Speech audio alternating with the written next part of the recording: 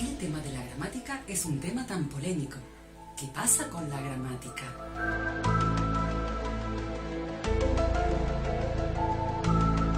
En el mundo de la didáctica de idiomas no hay tema más polémico que el de la enseñanza de la gramática. Es el tema que despierta más pasiones de todos. Unos la adoran y la consideran el pilar del aprendizaje de lenguas. Sin ella nada tiene sentido y todo empieza y termina con la gramática. Otros la consideran un impedimento, el motivo por el que los alumnos no arrancan a hablar, como si fuera una bola de peso que arrastran y los ralentiza. El que estudia gramática aprende gramática, pero no aprende necesariamente a hablar, dicen. En este vídeo vamos a ver algunas preguntas importantes sobre el tema de la gramática. ¿Qué es la gramática desde el punto de vista del alumno y del profesor? ¿Cómo hemos llegado hasta aquí, con un poco de historia de la gramática? ¿Es bueno estudiar gramática? ¿Cómo enseñar gramática? ¿Cómo no enseñarla? Y por último, el rollo de la gramática explícita e implícita. Hola, soy Carmen Arroyo. Bienvenidos a mi canal Yo Quiero Ser Profe de Español, el canal para profes principiantes o no tanto. En este canal encontrarás vídeos sobre la enseñanza del español y si das otras lenguas, míralos también, que seguro que te ayudan. No te pierdas ningún vídeo, así que suscríbete. Vamos a empezar con el tema básico de qué es la gramática. En la definición de gramática parece que tampoco hay consenso. Unos dicen que se trata de la morfología y la sintaxis. Otros añaden la semántica y la pragmática. Y otros agregan la fonética y la ortografía. También los hay que sencillamente dicen que la gramática es el conjunto de normas y reglas de una lengua. Cuando enseñamos español nos interesa tratar todos esos aspectos, ya que el aprendizaje de una lengua implica saber cómo funciona a todos esos niveles. Pero ¿cómo ve eso de la gramática un alumno adulto? Los alumnos adultos son personas con un grado de conocimientos que les convierte en expertos en su materia. Sin embargo, todos los conocimientos que han adquirido a lo largo de su vida no tienen por qué incluir un aprecio especial hacia la gramática. La mayoría son expertos en su campo de trabajo, pero al tratarse de la gramática pueden estar a nivel de primaria. Yo me he encontrado en Alemania con alumnos que tenían la gramática como asignatura optativa en el colegio y procuraban evitarla siempre que les era posible. Estos alumnos no conocían términos como adverbio, pronombre, adjetivo, subjuntivo. Y no olvidemos a los alumnos inmigrantes no alfabetizados, que no tienen ninguna formación teórica sobre el lenguaje. Al contrario, también encontramos en nuestras clases alumnos que estudian una lengua tras otra y que han adquirido un conocimiento gramatical tan extenso que pueden ponernos en dificultades con sus preguntas específicas. A menudo, estos alumnos han estudiado con métodos basados en la gramática y suelen ser los que exigen resolver todos los problemas que les sobrevienen con una regla. ¿Y qué pasa con los profesores? Entre los profesores también encontramos a los pros y a los contra. Están los que enseñan una lengua con la gramática como base principal de la clase y los que huyen de ella en pro de la comunicación. Yo incluso he conocido profesores que utilizaban sus apuntes de la universidad como material de clase y se la soltaban a los alumnos sin filtrar, porque pensaban que más es mejor. En realidad, es difícil encontrar un término medio. En mi caso, cuando estudié francés hace algunas décadas, no nos daban clases de gramática, sino que aprendíamos con musters.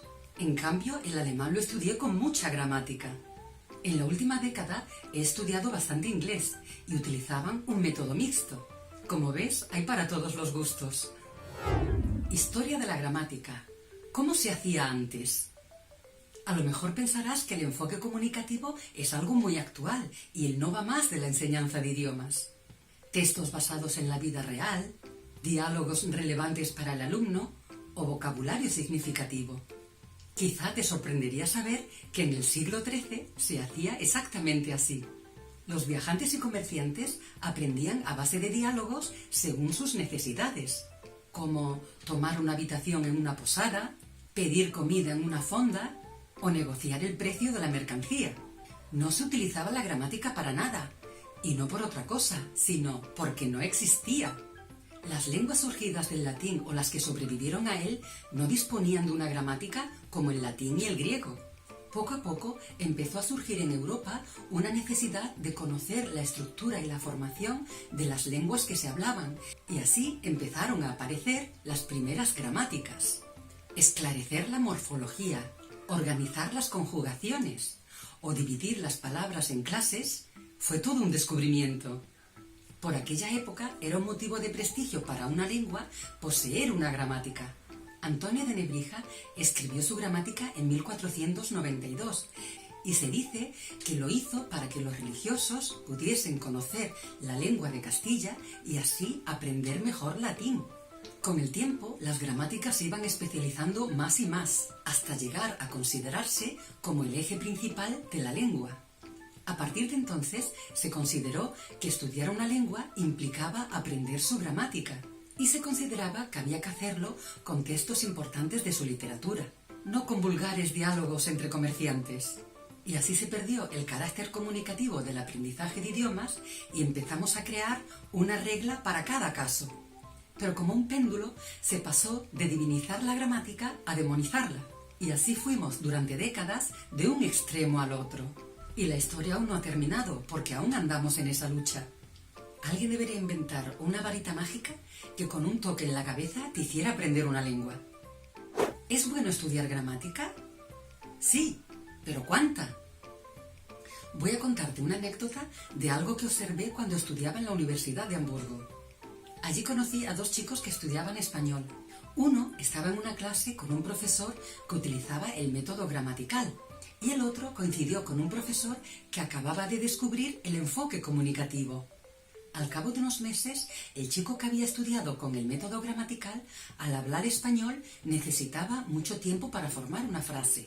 Le costaba encontrar la palabra adecuada. Se corregía constantemente y me comprendía con algunas dificultades. Por contra, cometía pocos errores gramaticales. El chico del enfoque comunicativo hablaba con bastante soltura, utilizaba expresiones coloquiales y comprendía bastante bien. Sin embargo, cometía tantos errores gramaticales que hacía que me concentrara más en corregirlos mentalmente que en escuchar lo que me decía. Algunos de ellos de lo más elementales, como la casa bonito o el mesa es allí. A la larga, el chico que había estudiado con el método gramatical consiguió hablar mejor español que el otro, pero seguía siendo lento en su expresión. El otro aumentó su velocidad y su expresión, pero no consiguió disminuir sus errores gramaticales, lo que hacía que resultara un poco irritante escucharlo. Esto me llevó a pensar lo difícil que es decidirse por un método. Yo antes pensaba que había que decidirse por uno, porque creía que eran incompatibles. Con los años he cambiado muchas veces de opinión y he acabado usando una amalgama en el que la base sería el enfoque comunicativo con momentos de gramática pura y dura. Esta forma de enseñar no acaba de asentarse porque siempre hay algo que enmendar. Y además todo depende del tipo de alumnos que tengas en cada momento. Esto se complica si en un grupo tienes a amantes y a detractores de la gramática. ¿Cómo enseñar la gramática? ¿Cómo no enseñarla? Mira estas tres formas de mostrar una regla. Versión 1. Los pronombres del español son los elementos deícticos que pueden referirse a una entidad que interviene en la predicación verbal en el idioma español. Desde el punto de vista gramatical, los pronombres tienen una distribución similar a los nombres, excepto en el caso de los pronombres clíticos, que preceden obligatoriamente a los verbos conjugados. Desde el punto de vista semántico, no tienen referencia fija, sino contextual. En español, los pronombres personales pueden expresar persona, género, número y caso. Son las palabras usadas para referirnos a cualquiera de las tres personas gramaticales sin emplear un sustantivo. Se llaman pronombres porque, de acuerdo con la concepción de la gramática tradicional, sustituyen o equivalen a un nombre o sintagma nominal, es decir, tienen los mismos referentes que los nombres. Cuando un pronombre designa a una entidad, tiene el mismo género y el mismo número que el nombre cuya referencia comparte. Ejemplo, él canta, donde él hace referencia a una persona o animal o entidad animada que se designa por un nombre de género masculino. La lista de pronombres personales del español difiere ligeramente en las diversas variantes del español, especialmente por lo que respecta al plural de la segunda persona, que en la mayoría de variedades carecen de forma específica.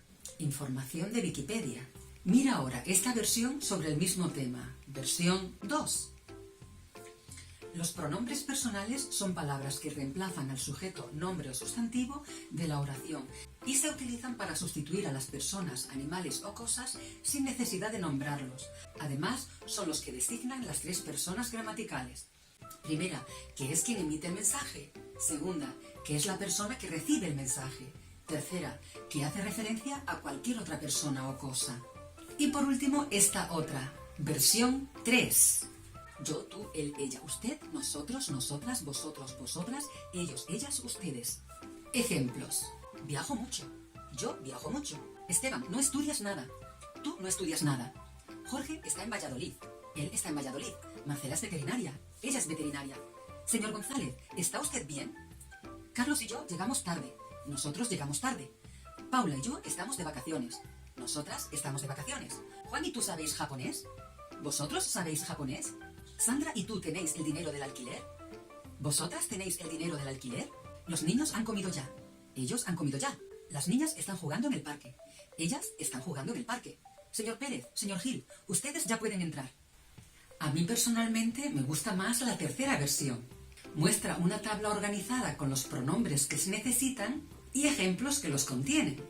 Incluso se puede dosificar en varias sesiones hasta completar el esquema.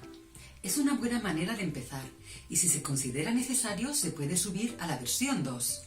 Lo que no me parece adecuado es empezar a explicar el tema de los pronombres personales empezando con la explicación de Wikipedia.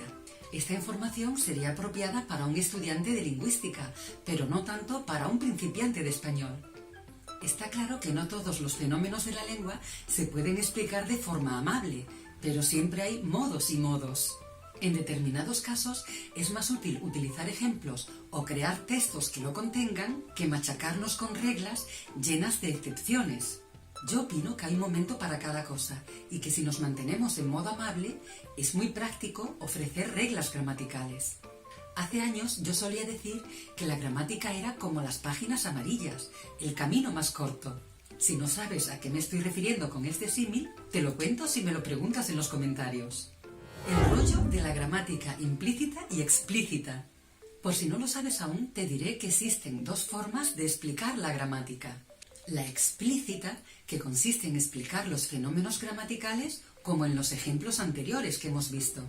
Y la implícita, que consiste en hacer averiguar a los alumnos en qué consiste la regla después de observar varios ejemplos que la contienen.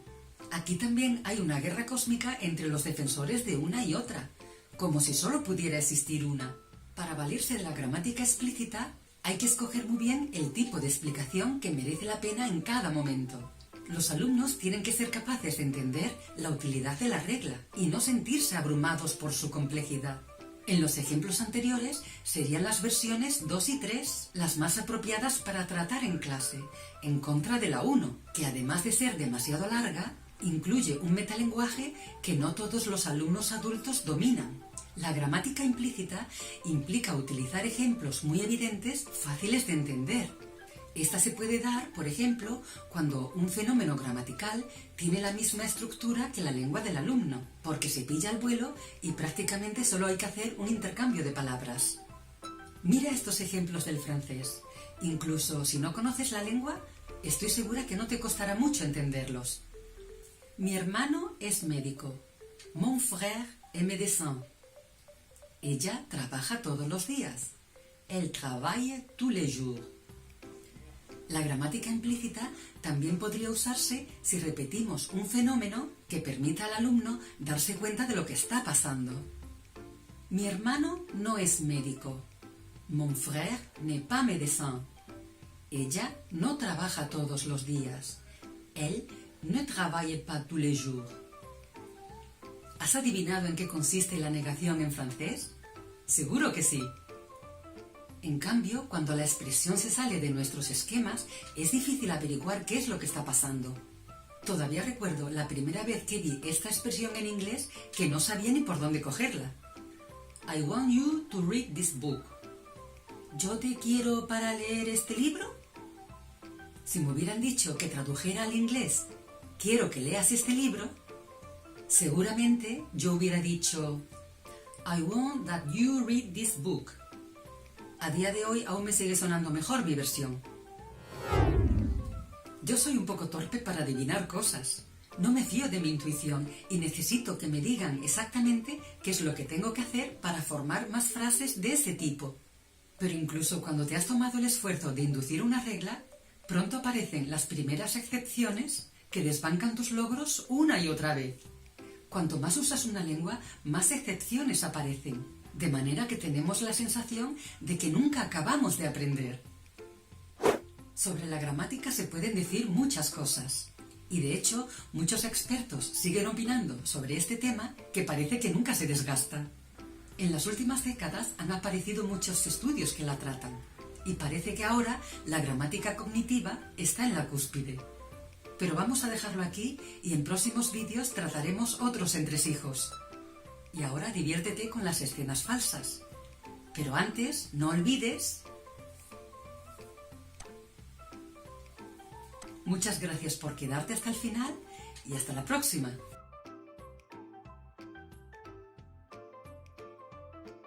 Como si fuera una bola de preso que los ralentís... Sin embargo, todos los conocimientos que han adquirido a lo largo de su vida no tienen por qué incluir un... Ya me quedé. A lo mejor pensarás que el enfoque... comunicativo. Poco a poco surgió en Europa. Poco a poco empezó a surgir en Europa otra vez. Al cabo de unos meses, el chico que había estudiado con el enfoque... con el método. Al cabo de unos meses, el chico que había estudiado con el enfoque gramatical... que hacía que me concentrara más en corregirlos mentalmente que en escuchar. Pronto aparecen las primeras excepciones. Cuanto más usas una lengua, más excepciones la palabra. Voy a buscar otra palabra.